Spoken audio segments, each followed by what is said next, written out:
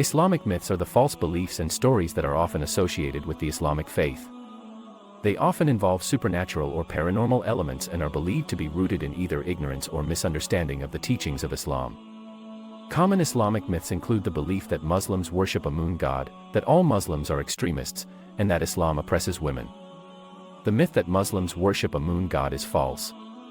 Muslims believe in only one God, who is known as Allah.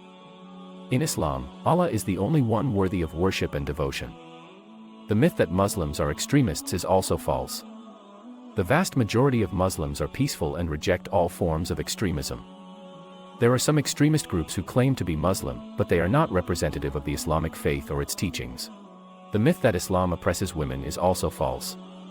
Islam gives women rights and freedoms, such as the right to own property, to seek an education, and to participate in religious activities.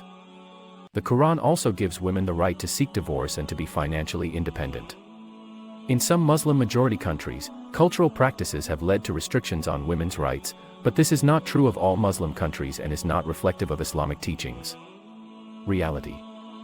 The reality is that Muslims believe in one God, and the 5 pillars of Islam are the core beliefs and practices that guide their daily lives. These include belief in God, prayer, charity, fasting, and pilgrimage. In addition, Muslims are taught to respect and value the rights of women and other minorities.